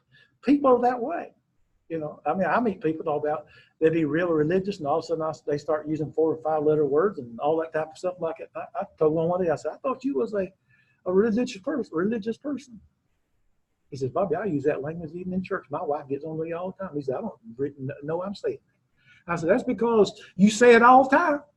You know, I used to go eat with a fella. He's involved like with me in some ways with veterans, and he had a bad problem. I just told him one day, I said, I just don't, like people using that word in front of me, period. Just period. And so now he's changed his ways. When I talk to him, and if he does, he says, excuse me. I said, well, you ought to think about God, what God is here. You know, like that. But sometimes people are that way. They think that they can be very religious, but they can be very immoral too at the same time. You know, it's like one of the old-timey denominational preachers said that really a born-again Christian could be having a fornication relation, and while performing his fornication relationship, that he could die and he'd still go to hell. Because he's once saved, always saved. See? And so you just stop and you think about that. I mean, we accommodate. What does the Bible say? The fornicator cannot enter into the kingdom of God, Galatians 5, verses 19 and 20. So when you look at all that, we find that here, and I want you to look at these because now they're in the book, and I just underline parts of them. I'm not going to go read all those. I just done some of them. For those who are interested in the theory that Christianity was an evolutionary development from these pagan religions, it should be pointed out these 5 things. Number 1, Christianity is religion based upon historical fact. There was a man by the name of Jesus the Christ, a man. And yet we would find, according to what that man did, it proved that he to be the Son of the God. Now, the pagans had their myths, but the Christians had their facts. It's a fact that this man Jesus was killed, was buried, and the tomb was empty. And then he appeared amongst many people, and all of a sudden he ascended. Facts. They're facts. And we find the pagans had no concept of guilt in the Christian sense or of God's forgiving and cleansing sin through a divine sacrifice. They just, couldn't grasp that. Third, Christians were not only conscious of a great difference between themselves and others, but also stood against all other religions with an uncompromising opposition. This very inclusiveness was the cause of persecution. Christians who live godly, Paul wrote to Titus, will suffer persecution. If we live a godly life, we're going to suffer persecution. In our country, people won't make fun of us, but over in other countries, they're put to death. Yes. We had I don't know if y'all read it, but Jim Waldron, some of the missionaries that we supported for years in India and Pakistan and places, and he told us, he wrote about a Christian that he was converted out of whatever the religion was of that time. He was involved in either Islam or whatever.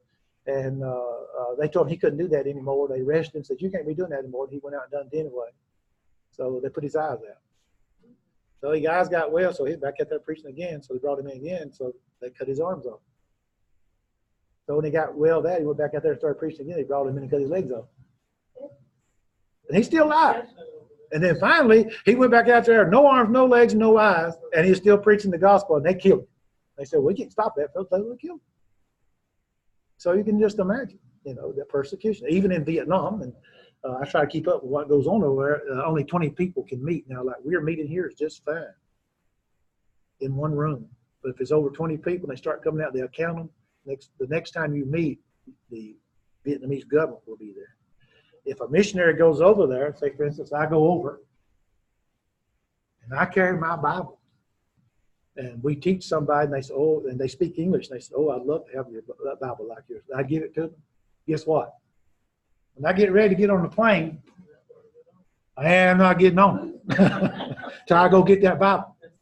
So what they did is they carried a computer and got over there. They have paper, and they had the Vietnamese Bible on there, and they printed it and gave them out. Smart. So, there's ways of getting a Bible. Now we've had missionaries that's got into trouble overseas. And I went over there and I had my passport right here, and it stayed right there with a big coat on it, buttoned up, zipped up, and everything. because if you lost your passport, you didn't go home. So I was coming, so I made my baby home. But the idea is, again, it causes persecution. If Christianity was the offspring of pagan religion, how does one account for its strength under persecution and its final victory over the pagan cult? You know, there was Polycarp. So what did they say? For 80 and 3 years I've served my Lord, and I will not deny him, so they killed him. Christianity. Number 5, no Christian ever referred to paganism as the source of his ideas. Christ crucified was to the pagans foolishness. That's what it says in Corinthians. But to the Christian, it's the hope of glory. Between the atoning death of Christ and his bodily resurrection and ascension on one hand, and the pagan superstitious idolatry on the other, it is a gulf fixed that no man can cross. They're just simply, as you stop and you think about Christianity as it versus everything that's been, except for Judaism. Judaism is an exception to things because, they had the commandments that God had given them to obey. Most people don't understand. They had the 10 commandments, but they had 616 other commandments to carry out the 10 commandments. And they failed in many ways. But that's the Roman religion. Any question or comment? Okay. Our favorite discussion will be about the Jewish people. The Christian religion is the culmination of God's plan to save the world through Christ. We understand that. Through Abraham, now here it goes. It was, as we would say, if we were to go all the way back, John chapter 1, verses 1 through 4, in the beginning was the Word, and the Word was with God, and the Word was God. So he was in the beginning. But down in verse 18, he says that verse 14, he became flesh and dwelled upon the earth. So we're talking about Jesus Christ, the Word. So in the very beginning, so God, they had this plan. There's a plan to save the world, and that plan is through Christ. Through Abraham, God began to reveal himself and his purposes. He told Abraham, in thy seed, singular, all nations, all ethics, all groups of people will be saved. Now, we always have to remember that, because all groups of people means who? Everybody. But out of that group of people, he found a nation that he gave other laws to. And that would be, as we would say, the descendants of Judah, 12 sons of Judah. Not 12 sons of Judah. Jacob. Abraham, Isaac, Jacob. Jacob. 12 sons of Jacob. And we would find in Genesis 49, still under the old patriarchal age, he said, the scepter shall not depart out of Shiloh. And so we would find that the prophecies were given. And so then we find through Abraham, and thy seed shall all nations there. Because as the years passed, the Jews modified and they know the high purposes of God through their own traditions. I mean, if they didn't like the priesthood, they changed the priesthood. If they didn't want to give their unspotted lamb, they wouldn't give one that had a broken nail or something. That's what they would do. They weren't going to give God their best. They did not want to follow God's law. Anybody here ever seen the Joel Miller film strips? Yep. That's how I was converted. Did you see the old film strips or the CD? Oh, that's how my wife and I were converted. And I remember one statement there. It wasn't very long until they turned their back or turned away from God. It said that over and over again. I'm sitting there listening to that, and I said, you mean to tell me that God has revealed to them what they're supposed to be doing, and they turn away from God over and over and over again, and all of a sudden the 10 tribes are destroyed. But just because you're a Jew doesn't mean you're saved. He destroyed 10 tribes of them. People say the Jews are God's chosen people. The chosen people of God are the obedient, whether they're Jew or Gentile. Even back then, if a Gentile wanted to become a Jew, he could. He had to obey the 10 commandments. And the other commandments that was given, there's certain limitations on him about the temple. But he could become a Jewish proselyte. And so years passed by. Now, 5 religious groups of the New Testament. Now, when I looked up this, because in the book he talks about these, and we're going to talk about them too, we would find that there will be more. When you go back and you begin to research now, they have found, like in discoveries, a group of people called, and they believe this type thing, but it wasn't a big group like the Pharisees, Sadducees, and so forth. The 5 we're going to look at is the Sadducees, the Pharisees, Essenes and the Zealots and the Herodians. Now, some people say the Herodians were political. They weren't really a class of religious people, but we'll show that they're religious people. Now, you see this one, right? Sadducees, Sadducees, because they don't believe in resurrection. So, I always like to say that about it. Oh, uh-oh. Okay, the Sadducees, okay? So there's nothing up there. We're going to look in the book, and the reason there's nothing up there because I was trying to get it so I could use the Apple TV, and so I didn't write a lot of stuff there in reference to all the Sadducees and so forth.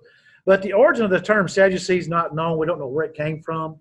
When you take if you take the course on the world, the New Testament world, you'll talk a lot about the Sadducees, Pharisees, and so forth because of the culture and so forth. Also in archaeology, you find out, and someone says, oh, yes, we got, and you do. When you study the Gospels, you talk about the Sadducees and Pharisees. And the reason for this, you got to know what they were about in order to understand what was going on amongst them and why there was such a big problem when people became Christians that left Phariseeism or Sadduceeism or what other ism there was, and they became Christians. They had problems, and those problems were showed up in the church. And so here's this term, and their leading tenets were a belief in free will and the rejection of the traditional interpretations of the Mosaic law. They denied that there would be a resurrection or future rewards and punishments. Okay? Now, the following statement is not correct in reference to that. They were liberal. It says the Sadducees were aristocratic, and after the crystallization of their party constituted a conservative element, they were liberal. In Judaism, inasmuch as they were opposed to additional innovations. And so it was a Sadducean high priest, Caiaphas, son-in-law of Anna, condemned Christ. And it was the Sadducees who first began to persecute the church. They primarily opposed the church's doctrine of the resurrection of Christ from the dead. Now, who does that today? Modern religions of their day. That's the modern religions. That's what they believe.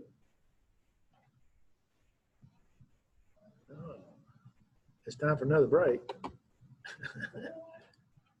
Y'all want to stand up and run around? We are. We can go on, and when if we get through with chapter 2, we can just stop for the time, okay? Because we're not going to spend a lot of time here because he doesn't cover a lot of this in the book either.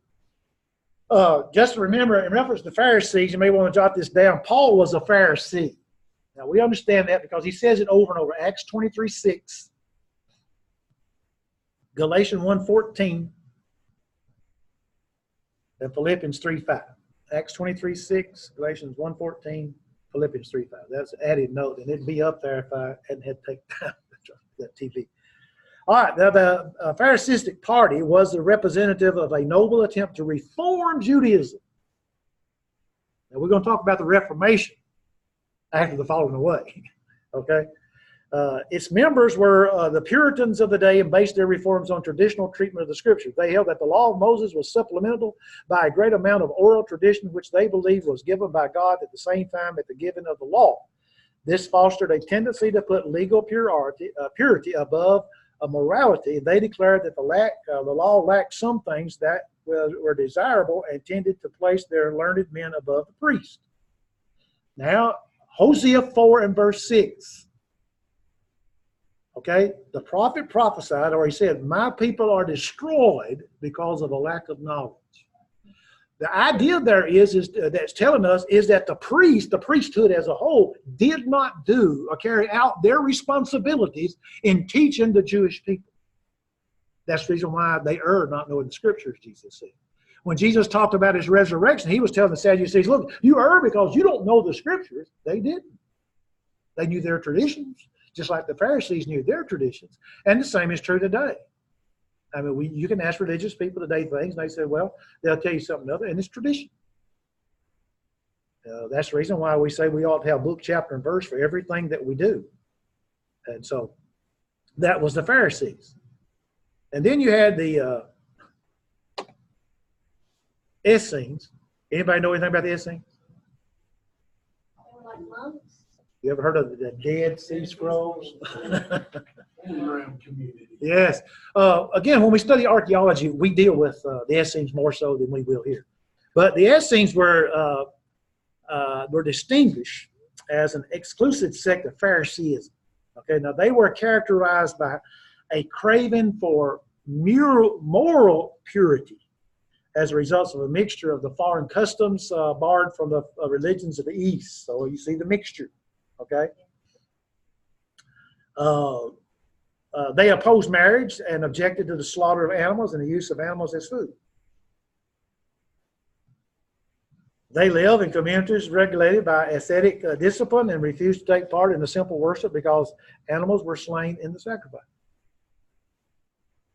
Now, the Dead Sea Scrolls have shed a great deal of light on the sect since their discovery in 1947. It is now generally agreed that the members of the monastery near the Dead Sea Scrolls were Essenes. And it's interesting in the archaeological studies about them and some of the things that they found there and how much that it has helped in reference to our more understanding of them. Then you have the zealots, and there is a zealot mentioned in the Bible, Acts 1 and verse 13. The zealots were also an offshoot from the Pharisees, becoming a fanatical movement that refused to recognize any legal authority. Their watchword was no king but the Lord. But how far did they go with that? You stop just for a moment and think about that. John 12 verse 48 says that we're going to be judged by the Bible, the Word of God. So it's to the Word of God that we ought to go. If you can't find the Word of God, we shouldn't be doing it. Well, we would simply say no king but the Lord. But it was fanaticism of the zealots that ultimately led to the ruin of the Jewish nation and the destruction of Jerusalem. At least one of the 12 apostles had been a member of it. And Simon the Zealot, Acts 1 and verse 13. Any question on those? All right. Now, I am so used to hitting something else to get these things to go. The Herodians were a sect or party that are mentioned in the New Testament as having on two occasions, once in Galilee and again in Jerusalem, manifested an unfriendly disposition toward Jesus. And you see the passages that are there. And so when you look at those, the other groups were the Sanhedrin, the scribes, and the lawyers. Now, the scribes, they were Pharisee scribes and they were Sadducee scribes. And we need to remember just a point of reference. When Paul wrote to the churches of Galatia, notice churches, there are at least 4 or 5 different congregations. How many letters did he write? No, how many did Paul? Yeah, to the Galatians. Well, one letter, but I wonder how many copies they had. When John wrote to the 7 churches of Asia, how many copies of Revelation did they have? What were scribes used for? Copy. That's what the Old Testament they were used for. It's just something to think about. Because he says, in the Colossian letter, make sure you let the Laodiceans read this letter and you read theirs. So they were passing around and making copies. So I think that's interesting because sometimes people say, in reference to that, because we have so many copies of the Greek text, 5,200 something different ones. I'm not different. I mean, different scrolls and so forth.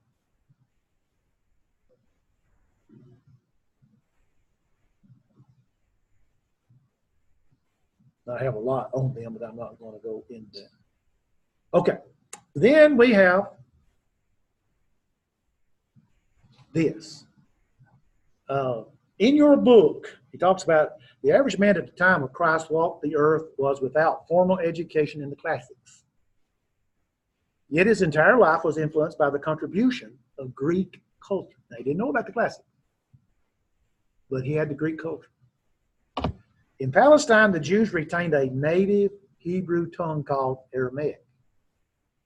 Yet they conversed familiarly in the more widely used Hellenistic Greek, the common language is known as Koine. Now again, it's very important to understand that because on the day of Pentecost, they heard them speak in their own language. and they came from different nations, different dialects. When I was in Vietnam, there was 23 different dialects of the Vietnamese language, but you could speak it and they could understand most of it. We have a woman, a sister that was Catholic. I can't remember the church, and she's from Spain. And we have another girl who was from Texas, who was parents were Hispanics, and she was raised, I think, Catholic also. But they would sit down, and you would think both of them know Spanish, but Sister Isabel from Spain couldn't hardly understand what she said that was from Mexico. And she didn't understand, they could talk, because Isabel did not speak English, but Elodia did. She was bilingual. And so they would try to, and when Elodia would try to translate, Isabel couldn't get it, because it wasn't the same wording that she used, because it's different dialects. And so we have to make sure that. But when we think about the Greek heritage, then we need to think about, in reference to that, of the language that is there. The common language is known as Koine, and that's what we have Greek manuscripts, 5,000 something manuscripts, which means common or general. The difference in this language of the marketplace in classical Greek is about the same as the one finds today between our everyday language and that of the universities. Now, the classical Greek, for instance, we don't use the mechanical instruments of music in our worship. Why? Well, because the Bible says sing. There's this place, it says sing. Well, someone comes along and says, well, the word solo means this, that they strung up on instruments of music. That's true. That's the classical meaning. But we're not under the classical meaning. We're under the Koine Greek meaning. And it says the strings of the heart, H-E-A-R-T. That's what it means. And so we have to understand it. There is in the book, and you may want to underline this, there is no language known to men that could be better used to convey a divine message. Over the entire Roman world, this Greek possessed a uniformity that made it possible to convey a fine distinction of thought and be accurately understood. The language itself possesses tenses and moods that enables an exactness of expression not possible in English. You need to underscore that, because when you go look and you look in lexicons and they say this is what it means, that's what it means. Again, I use the word baptizo. It does not mean sprinkle or pour water on somebody and call it baptism. Baptism, baptizo, in the Koine Greek means immersion. So what is the Hellenism? Now again, notice what I said in the Hellenistic Greek. And how does it influence the early church? And I got written down here, and we'll finish chapter 1, I guess. The defined Hellenism is the term used to describe the influence of Greek culture on the people of the Greek and Roman empires conquered or interacted with. Upon the Jews' return from exile in Babylon, they endeavored to protect their national identity by following the law closely. Okay? This led to the rise of a hyper-conservative Phariseeism and their added unnecessary laws. About 100 years after the Jews' return, Alexander the Great swept across Western Asia, extending his territory from his native Greece down into Egypt and east to the border of India. The influence of the Greek culture continued past the 1st century BC, when the Roman Empire took control of Israel. The Pharisees' rival sect, the Sadducees, welcomed the Greek influence. The Sadducees were wealthy, powerful Jewish aristocrats who openly worked with their Gentile rulers to maintain peace and ensure a measure of political clout. All Jews were influenced by the Greek culture. However, the Greek language was as well known as the native Aramaic. The Jewish leadership changed from the God-ordained priesthood to Sadducean-controlled Sanhedrin, and the law of the land were more closely reflected Grecian laws than those that was given through Moses.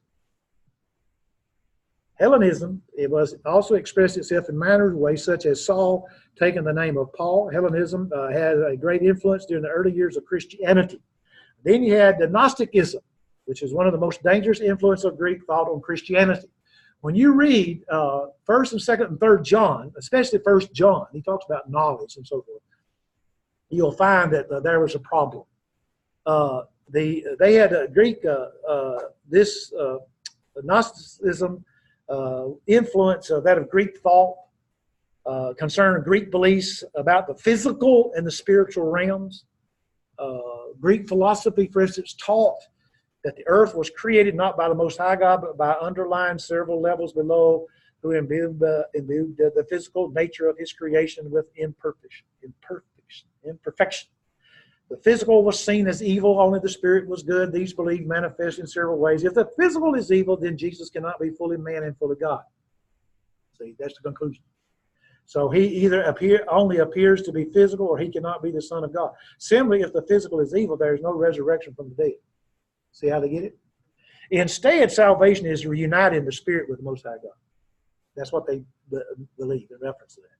Then there was apatheia. Stoicism was a school of Greek thought that taught the best way to live was to understand nature and be in tune with it. Like some of our people today, reacting to it organically instead of fighting against it. When nature is seen as an unstoppable force, personal desires melt away and a state of apathy is reached. Then you had the rejection of monotheism, that is the rejection of the one God. The Christian Judo belief in one God was completely foreign to the Greeks. All right? Now, when you read Corinthians, okay, they were idolaters, right? All right, when you read the Thessalonians, they turned from the idols to the living God. That's what Paul said. Then you have the Corinthians, they were idolaters. You have the Ephesians, they were idolaters. And so when you look at those, you find in reference to that these people believe there are many, many, many gods. And so when Paul says that up there, they say, we have this one God named the unknown God, just because they want to make sure they didn't leave anybody out. But what Paul does, he says, I want to tell you about your unknown God. That's what he says. He basically says, I'm going to tell you about the one you don't know. So, let me see here. The Jewish and the later Christian insistence on keeping their religion pure amused, and sometimes it angered the Greeks. It was the cause of the Maccabean revolts. That's in between the Testaments. We offer, of course, in between the Testaments, the destruction of Jerusalem in AD 70 and the martyrdom of many Christians. So then we have the Septuagint. And the Septuagint means it was translated, the Hebrew Bible was translated into the Greek by 70 scholars. That's the idea of that. From the 3rd century BC to 132 BC, it's the version of the Old Testament that Jesus quotes, is the Septuagint. And then we have the most important part of the whole thing that we learn is the Greek heritage, is the apologetics. You see these three things here? These, especially those two, were the things that are still used today in trying to prove there's only one God. Cosmological argument. Although his deity bore no resemblance to the God of the Bible, Plato did discuss the existence of an unmoved mover. If the universe had a beginning, then there must have been something outside of the universe to initiate the creation. The teleological argument, the physicists are discovering more and more how finely tuned the universe is. There appears to be several universal constants that are so precise that a minute change in any of them would make the existence of the universe impossible. Do you know that if our Earth were to be knocked off just a fraction of an inch, that we would burn up? It's exactly the way it ought to be. Sometimes if you hear these people in reference to climate change, they need to read Genesis 8:22. God said it in order, it's going to stay that way until God sees it.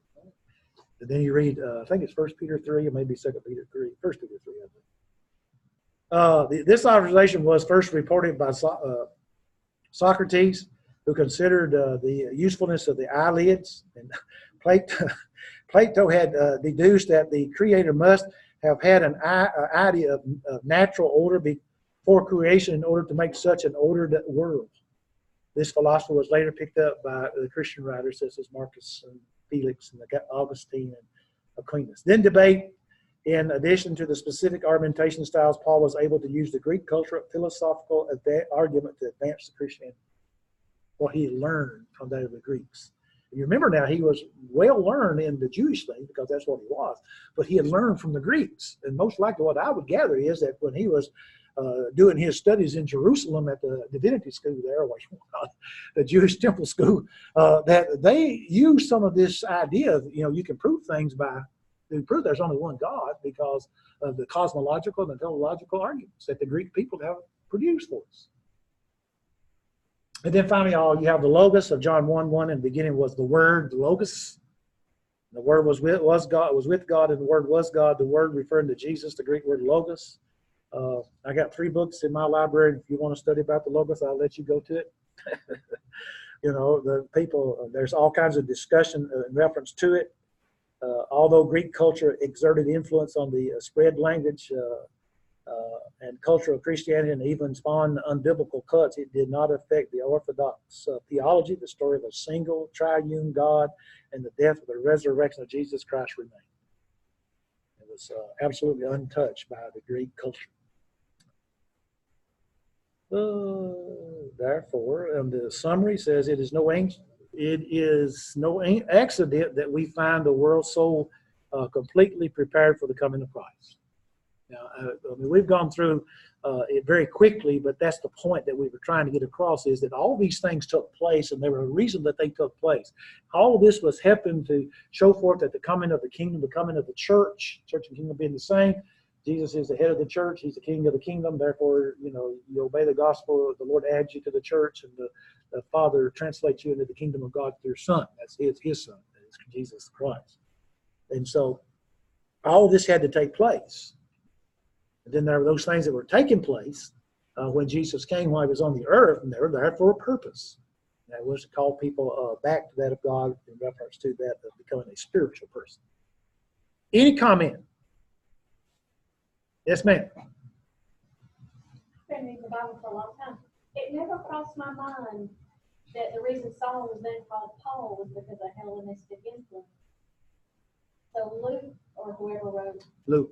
yeah, chapter 13 changes from Saul to Paul. And I never knew why, that it was just the cultural influence. Yeah, Saul is his Jewish name, and Paul would be his Greek name. And see, not on that, but when you read Acts 9, Acts 22, and Acts 26 and put Paul's conversion together, see, most time people say, well, Paul was called to go to the Gentiles. But no, he was called to go to the Jews and kings and Gentiles. No, he's called to go to the Gentiles, the Jews, and the kings. I think that's the way it said. You look it up. It's in there somewhere. It's just 28 chapters if you want to read it. It was just 3 chapters, Acts 9, Acts 22, Acts 26. But see, he was supposed to go to all 3. In other words, even when Peter said that Peter is to go to that of the Jewish people, Peter would preach to the Gentile people also. He preached to Cornelius. You know, the point is that they would be the main ones, because Peter would write 1st and 2nd Peter. He says to those who are dispersed, that was Jewish people.